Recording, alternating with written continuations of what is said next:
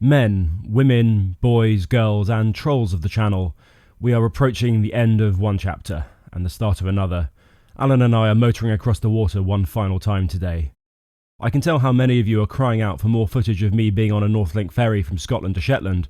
I always deliver. Also, I can report that the very unconvincing recreation Norse mini longship was still there the last time I looked. Smart beach though, as is this semi-famous boat that's maintained and crewed by a local charity trust. Anyhow, you'll notice that my iPhone camera lens is a little fogged up. I sometimes use it instead of a proper camera, but the fog did resolve later on. Not though in the space of a 7-minute ferry shuttle. You'll be shocked to know that some of my footage isn't strictly chronological. But we are back aboard our charming little isle to the east of Shetland's main island, and there's Alan, making an orange spectacle of himself as usual, but he's been slowly ingratiating himself with his new neighbours, most of them gradually less embarrassed to be seen in his company. You can see that there are still some electrics installed, especially on the mast, but I'm reclaiming most of that stuff as the setup has been very specific for my purposes. The mast itself will stay up for now, just so that if Alan is ever stolen, he'll get stuck when the loathsome thieves try to drive him under a road bridge. This is the sort of forward thinking that channel veterans will always appreciate. The electrics panel is very close to being bare, and really all I've left are the bus bars, a couple of USB chargers, and the dimmer controls for the interior LED lighting strips. Loose wires tidied away, and I mentioned non-chronological footage before. Usually I mask this with masterful editing seamlessness. This time though, it's an Alan! Travesty. I forgot this footage last time round, and I refuse to deny you good people of it. Tons more space down here already. Alan is opening up. But Alan at this point wasn't even remotely opened up yet, as all the racking was still there, minus some of the boards. Anyhow, Real Alex has something to tell you about spring washers. Interestingly, all the ones with spring washers were finger tight only. I barely needed the spanners at all. And then the ones that were Nordlocks were tight as you like. We like Nordlocks on this channel. They are satisfyingly expensive. They look like this, and they perform like this, and they cost this much. Well done, Nordlock. Now I'm running down a small island road. One of the small luxuries that the change in project urgency has allowed me is some training time on Alan workdays. This time I headed up the largest hill, and that offered me something of a rather impressive view north across the Sound. Over there we have Lowick. Alan is somewhere down there. There. And there's a large ship. It turns out that whilst I was the only human to bother doing this, I was not the only soul up there. We had an intellectually fulfilling conversation, and then I descended the hill and thought, let's run east. But not before more sheep. I did this rather a lot, but not pointing the camera at myself the whole time, as that would impact my mile splits. I'll dull down the incessant wind for a moment. This is the even smaller island of Nos, which is only separated from Bressay by a small channel, as you can see. You can pay to be ferried across in a dinghy on many days, but not this windy one, so people can go and marvel at the nesting seabirds and jagged cliffs. For another time, because I had more running to do.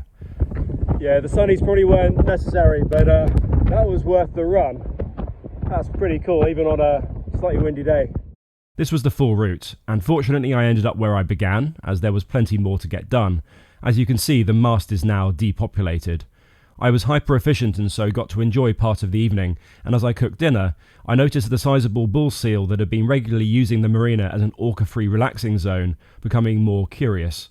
I won't spoil the rest of the encounter and his repeated circuits with more world-class voiceover. Hello.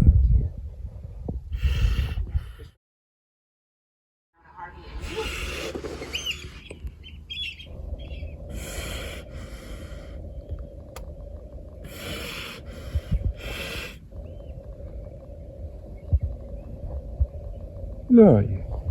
You're there. You are literally there. Hello again. That's not the seal barring, by the way.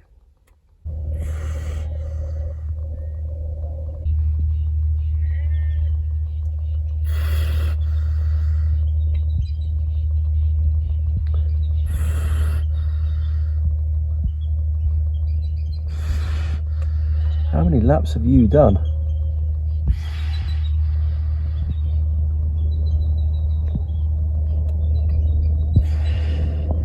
That's a seriously big seal. My presumption was that he was just trying to get nearer to listen to my history podcasts. Anyhow, that was nice. And evening happened, and then of course early morning puffy-eyed Alex emerged to talk to you. It's about 7:30 in the morning, and this is going to be my last ever run on the water with Alan, which is exciting, but also, well, you know. I hadn't really been using Alan's own mooring lines here, as each berth in the marina had a pair of ready-to-use mooring loops, the majority with rubber dampers, so all I had to do was release at the stern as there was a westerly wind on the bow, and then leave one bow one on until we were ready to set off. But set off where? Hold on to your Alan the Lifeboat baseball caps and you'll find out. John, one of Alan's loyal newfound friends and who you'll have met briefly before, offered to accompany and brought his son along too, such that his trust in the orange lump was. Since word got out that Alan was heading onto the water, clearly anyone with a spanner or a boat was on urgent notice to move, and the Coast Guard heli was deployed preemptively. Here's John reassuring them via radio that Alan will make it under his own power. It couldn't have been a finer morning, and we can see the gentle waves rolling across the water from the Lowick side. Time to set off, and a goodbye from Hazel, Robin, Theo and crew. They had been such magnificent hosts, especially given my change of plans. John was keen to do some helming, especially as I was used to zooming around with the mooring lines, and would need to at our destination. He, unaware that Alan can be slow to obey steering commands when going astern, nonetheless reversed us out neatly so there was no need for putting a 3-point turn. A fond farewell to Bressay Marina, its boats, inhabitants and its much-needed shelter. Out through the breakwater and then onto the Sound. Boat traffic here is rarely chaotic, even when large shipping is coming in, out or through. More importantly, Alan's engine was spinning nicely in circles, without any alarming temperatures or noises, and the alternator was chucking out a reliable 14.5 volts to the little starter battery. For this final motor under my stewardship, Alan was determined to do the right thing. He's not such a bad soul after all. Here's where we're going, from the marina all the way to the top of the frame. Although it was undeniably the best solution to have Alanson III mounted up there on the stern platform on the previous leg or two, it's nice to have our view astern restored. Oh, and the view ahead too. Not a bad one on a sunny day. It was roughly a half-hour drive north, so enough time to take a breath and enjoy. I'm an equal opportunities side hatch filmmaker, so I wasn't limited to the starboard hatch. In fact, in light winds you can get all the hatches open without creating a wind tunnel inside and really feel part of the environment. If being sat in a noisy but amiable floating orange fiberglass shell is being part of an environment. We motored north of the main part of Lowick, where all the shops and cafes are, and past the increasingly industrial zone of the town. The ferry terminal, freight company yards and so on, plus one of the power stations. Finally, as John remained up there at the helm enjoying the view, one of the large research vessels zoomed past to our port side. We've never once had a worried radio message from a ship, either near a port here, along the many coastlines Alan has passed, or indeed out at sea. Lots of channel subscribers, but of course never learned Wonderment members such as Paul or Rory, have been worried that we've been mistaken for a ship's or a rig's lifeboat in distress. But perhaps our AIS signature, which lists us as a pleasure vessel, has done its job to allay any fears of well-meaning ship captains. We are now approaching Greenhead Docks. This is the largest area of quayside in Shetland, I think. Do tell me if I'm wrong. Generally it's for large oil and renewable energy sector shipping, or large fishing vessels to be maintained, to transfer loads, or even to be lifted. But today we had permission from all the right people for Alan, and meant at around 3 tons that he weighs, to be himself lifted. We did not need the vast dock-mounted crane that would cost thousands and involve enough paperwork and high-vis jackets and hard hats to make me lose the will to live, so we went local and lightweight. A very friendly Aidan and his all-in-one truck and crane operation was just the ticket. It couldn't have been an easier berth as it pointed our bow into the wind. There's plenty of bollards and even a set of steps if we weren't feeling springy and athletic. At this point I handed over the reins to the expert, although we all mucked in to get the straps and chains located properly. I still feel self-conscious on Alan's behalf about that Bosch bow railing. We weren't using a spreader, so the 4 chains dropping down from the crane split into pairs, and I adjusted them to make sure that they couldn't slide towards each other or start to crush or damage any of the many things attached to Alan's exterior as they took the strain. Anyhow, Alan flew aloft once more. How's that for the tyres looking? It won't be his last time, even on that day, but it's always a fun moment once I'm reassured he's not about to slip or nosedive or otherwise try and seek yet more attention. Safely on his tyres and strapped down. Time to hand over to the little action camera, which is very usefully magnetic, so that was easy. We're only driving about a half mile or so, as I've secured Alan a home ashore in this commercial compound. This means we don't need to worry as much about the sorts of support and so on that you'd need for long-distance road transport. Having a boat with a keel as shallow as Alan's does have its positive moments. Sitting him on trucks easily is one of those. It's amazing how effective old truck tyres can be. Alan tipped his top hatch politely to all the cars, boats, buildings and passers-by as he paraded through Greenhead Base. This was the route for the day, mostly on the water of course, and then this final mini move over to the fenced compound. It's fair to say we had the pick of where to place Alan down. Shetland has a lot of space. Out came the crane again, and the lifting points we marked on the boat back in the Essex boatyard days were somewhat wishful thinking here, as we had to work with the realistic separation distance the straps could manage, and the spaces between the tires through which we could reach. But the confidence of experience that Aidan had made an easy, and nearly as importantly, safe job of it. Dunnage, which I gather is the name for random stuff that you plonk a boat down on to stop it tipping over, was in maddeningly short supply. I spent an entire week not chasing the lifting company or port authority or the yard owner. No, I was tirelessly trying to find large lumps of wood. We managed only a handful of blocks to set the keel on, and Aidan kindly donated all the truck tyres to help us settle Alan in his new home. We're well protected from wind here, and I tested the stability by walking around on deck. Really good job. But there's stuff to do.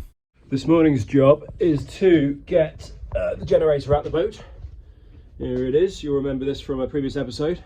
This is a regret, I suppose. We never actually needed to use this Lister Petter engine driving a step-hill alternator to charge Alan's battery bank in full 4 kilowatt anger. I spent hours refurbishing it, smartening it up and rewiring, but I suppose that's a satisfaction in its own right. A new owner was found straight away. You think that this is overkill? Well, it's what we've decided to do. That the weight of a small adult human is a little awkward to lift out of the hatch using hands and arms and any other necessary human appendages. Luckily, the guy who I sold the reflex stove to kindly offered to use his truck and crane to help. It seems I was alone in Shetland in not having one of my own. Up it goes, and out it goes. Not bad. And to think, up there in the sky, it's suspended by a couple of shackles in the original steel lifting hole which is attached by one bolt. My only thought at this point? Hoping I'd done that one bolt up tightly when I finished off the refurbishment. It would have made for a dramatic episode thumbnail, I suppose. One happy new owner and a red generator safely stowed for its trip home, where I hope and trust it will be converting lots of diesel into alternating current for years to come. Another job well done. Alone once more, I did a brief survey of Alan's underside to see if there were any surprises. The anti-foul had done a pretty good job, although in one area it flaked. I must have not prepped the epoxy surface properly. Anodes were only being eaten slowly, and the rope cutter was tight. See, I do learn lessons. And on that note of earnest positivity, we reach the furthest point at which Alan and I will travel together, although Domestic Alex will have a word with you at the end, which is right and proper. This is the deeply impressive scale of work at the base, by the way, which I'm a massive fan of, and the ferry home. No more footage of that, I've tortured you enough, but that doesn't go for drone footage, as there's one final clip I couldn't find a place for, and I feel it's a fitting finale. This marina was Alan's happiest, rather ironically, and there's Alanson III loyally still there in shot, and so I'm pleased that we have closure of at least some sort as Alan's journeys north with me come to an end. So obviously I couldn't just leave things there without saying anything more. This is more than just a small part of my channel, just another playlist. Alan the lifeboat and the story that I've been building for the last few years and the intention of taking him to the far north of course dominates the channel, and that's going to come to what I hope is an appropriate finale given the explanation that I gave you a few weeks ago about why Alan is going to be staying in Shetland and not continuing up the Norwegian coast. I'm not going to try and go over any of those points all over again. I've explained the reasons, and obviously there may well be some update in the future regarding Alan's next steps with someone else doing something differently, but I don't know what that's going to be at this point, and there's no point me speculating about what that's going to look like or with who or when or what, and so I'm going to try and leave that one in the air slightly. There may well be an update episode in the future, but I don't know exactly what that's going to be. But for those of you who have stuck with the channel, and I'm so grateful that only a handful of people have decided to say that for them the channel is Alan and they're now going to move on. I'm going to obviously do my very best now to maneuver the channel in an interesting direction with lots of technical design and build stuff and move back towards my classic Arctic work, also going through a huge amount of cool footage that I've got from the past which I've just never had a chance to cut together into videos. And so although I get that this is a really sad moment, it is. This is the final scheduled Alan episode. I do promise that the time and effort that I put into the channel is going to remain unchanged, and I'm going to do absolutely everything I can do to make it better and not necessarily just different. So cheers to you for, out of the thousands of YouTube channels that you could watch, at least having mine in your stable of favorites. Tens of thousands of you, in fact, for some of the videos, hundreds of thousands of you, and over 1 million for one video, have been watching my progress, and I really do honestly appreciate that. I'm going to finish by saying I'm literally handing the baton over from this one playlist to another. I'm not resting on any laurels because there are none to be rested upon, but you'll be pleased to know that I've already got hold of a sodium ion battery here, and that's going to be going into a test. I'm hoping to look for the best battery that performs well in extremely cold conditions and can be charged fast, discharged fast, all that sort of excitement. So there's some battery stuff coming up. But I'm actually going to finish by saying thank you to the Orange Lump. Alan is a boat, an object, a piece of fiberglass and steel. But I think we all know that Alan is rather more than that. Alan is actually something more akin to an idea. And I will never ever regret the time and the effort that I put into the Alan project. So with that, I am finally going to now finish. Cheers. Bye.